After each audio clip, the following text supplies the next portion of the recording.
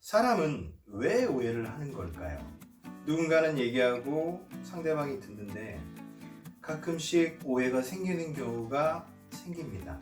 살다 보면 빈번하고요. 상담을 업으로 하는 우리도 영업인도 고객들과 오해하는 경우가 빈번히 발생하죠. 왜 이렇게 오해가 사람들 사이에서 발생하는 걸까요? 심리학자들은 사람은 인지적 구두쇠라고 합니다. 생각하는데 시간을 쓰기를 싫어한다는 뜻이죠. 오늘 내용은 이와 같은 내용이 들어있는 커뮤니케이션에 대한 이해를 도와줄 수 있는 책입니다. 내용이 궁금하신 분 계속 봐주세요.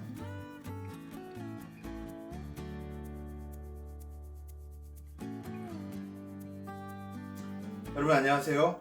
영업인의 독서 오늘 34번째 시간입니다. 오늘 시간에는 지난번에 이어서 행복 소통의 심리라는 책을 말씀드리고자 합니다. 바로 이 책이고요. 책은 얇습니다. 그래서 지난번에 먼저 좀 일부를 말씀드렸고 오늘은 두 번째 시간으로 두 가지 정도만 더 좀 말씀드리려고 합니다. 첫 번째는 4장에 나와 있는 내용인데요.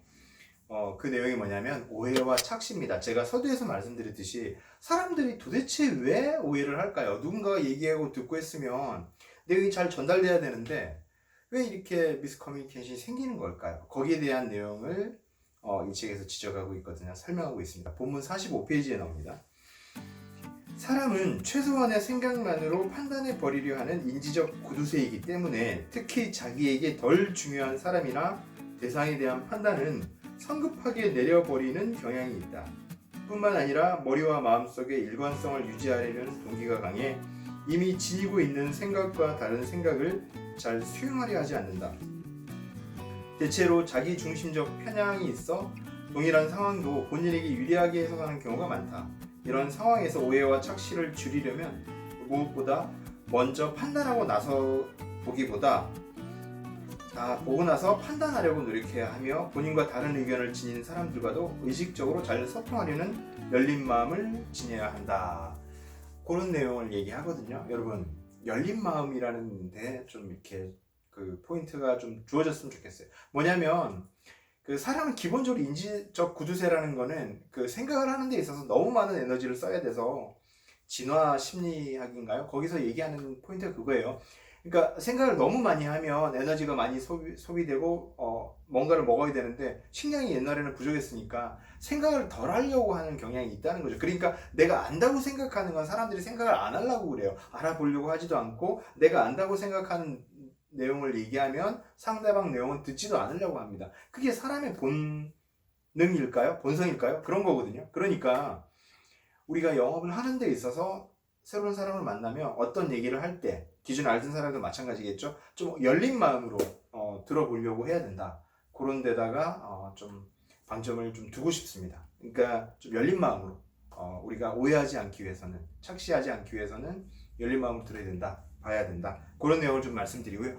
두 번째로는 문화 차이를 얘기합니다. 사실은 문화 차이에 관련해서는 제가 이전 방송에서 말씀을 좀 드렸었어요. 리처드 니스벳의 생각의 지도라는 책도 좀 제가 소개를 했었고요. 여기서는 딱 엑기스로 모아서 설명하고 있는 것 같아서 다시 한번 좀 그 부분을 말씀드리려고 합니다. 8장 문화 차이라는 걸 설명하고 있거든요. 5가지로 좀 나눠서 얘기하고 있어요. 첫 번째는 뭐냐? 개인주의 문화와 집단주의 문화를 설명합니다. 우리는 집단주의 문화권이라고 하죠.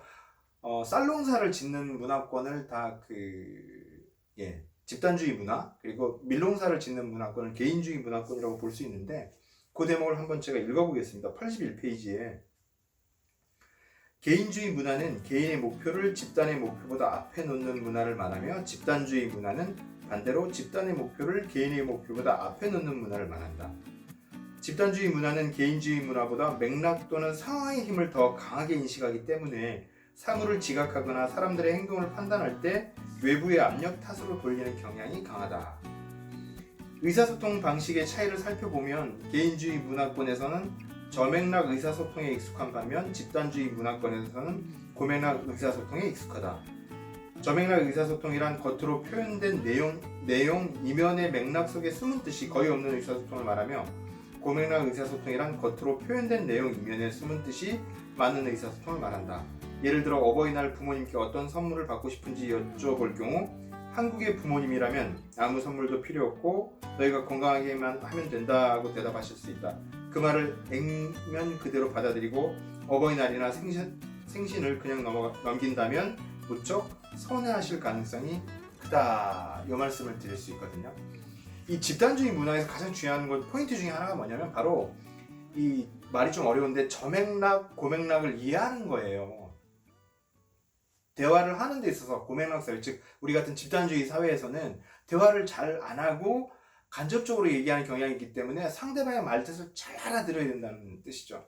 집중하고 대화를 해야 된다. 상대방의 숨은 뜻을 알아야 된다. 미국 사람들은 똑바로 바로 얘기해요. 근데 우리는 좀 그런 거는 좀 이렇게 삼가하는 경향이 있는 거죠. 그죠? 그래서 그런 부분들을 좀 염두에 두셔야 된다라는 거고요. 두 번째 포인트는 뭐냐? 권력거리가 큰 문화와 작은 문화입니다. 그 대목을 제가 한번 읽어볼게요.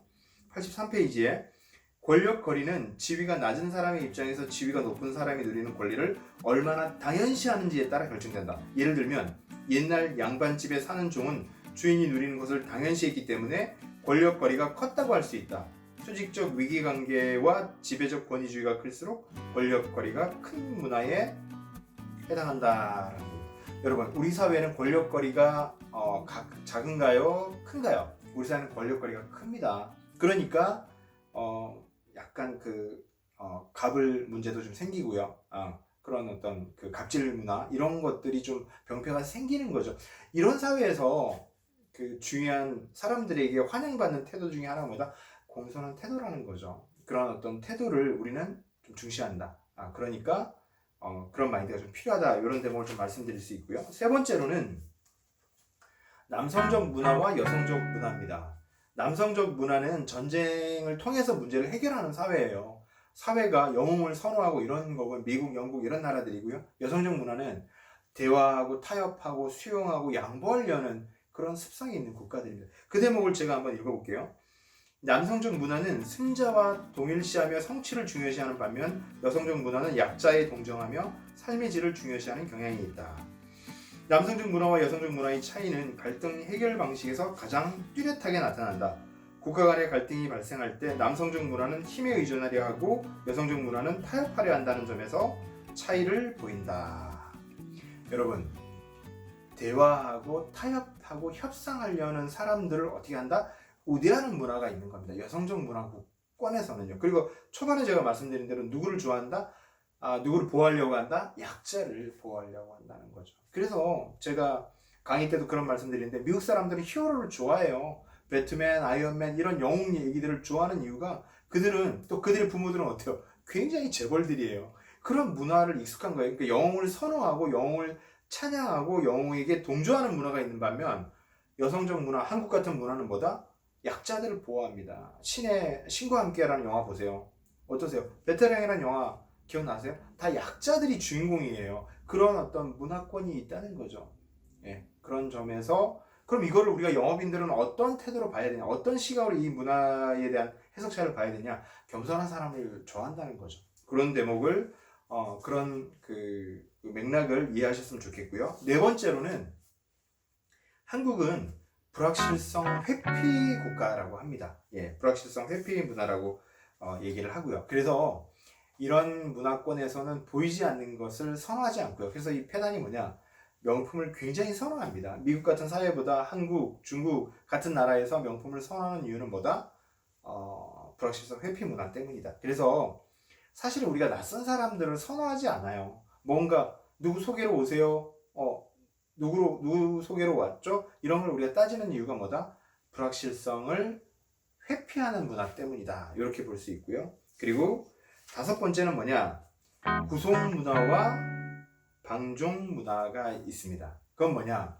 우리나라는 어떤 문화인가요? 구속 문화인가요? 방종 문화인가요? 예, 구속 문화입니다. 이거는 정답이 있는 문화라는 거예요. 이게 왜 영업인에게 여러분 중요할까요?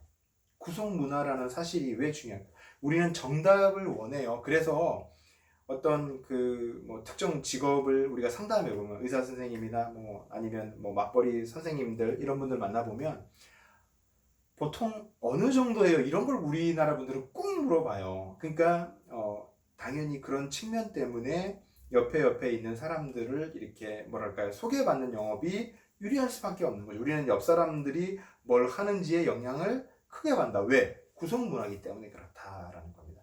오늘 제가 핵심적으로 말씀드렸던 문화 차이를 좀 정리해 볼게요. 첫 번째, 개인주의 문화와 집단주의 문화. 우리는 집단주의 문화다. 그래서 대화 속에서 우리는 그 고맥락 사회이기 때문에 대화를 많이 하지 않는다. 상대방의 의중을 잘 파악하는 대화를 해야 된다. 이게 포인트였고요. 두 번째, 권력거리가 큰 문화, 작은 문화가 있는데 우리는 어떤 문화다? 권력거리가 큰 문화다. 공손한 사람을 우대한다. 이런 뜻이고요. 세 번째, 남성적 문화와 여성적 문화. 우리는 어디 문화권이다? 지금은 좀 많이 바뀌긴 했지만 그래도 여성적 문화권이다. 이 문화권에서 누가 중요하다? 약자를 보호하려고 하는 겸손한 태도를 유지하셔야 된다. 잘난 척하면 안 된다. 이런 뜻이고요. 네 번째로는 불확실성 수용 문화와 회피 문화. 우리는 어떤 문화다? 불확실성 회피 문화가 있다. 낯선 곳에서 영업하기가 쉽다, 쉽지 않다? 쉽지 않다. 쉽지 않을 수밖에 없다. 익숙한 곳에 가서 영업해야 된다. 이런 뜻이고요. 다섯 번째로는 구속 문화와 방종 문화. 우리는 어떤 문화다? 구속 문화다. 우리는 정답이 있는 사회다. 우리는 옆 사람이 어떻게 하는지에 영향을 크게 받는 나라다. 이렇게 볼 수 있겠습니다. 오늘 짧은 시간에 핵심적인 내용을 굉장히 많이 말씀드렸는데요. 네, 핵심적인 내용들 다시 한번 기억해 보시고요. 다음 시간에 또 더 좋은 책으로 찾아뵙도록 하겠습니다. 고맙습니다. 오늘 내용은 괜찮으셨어요? 앞으로도 빠르게 영상 받아보실 분은 가운데 있는 구독 버튼 클릭해 주시고요. 화면 좌우에 있는 관련 영상과 추천 영상 함께 보시면 많은 도움 되실 겁니다. 그럼 다음 시간에 더 알찬 방송으로 찾아뵙겠습니다.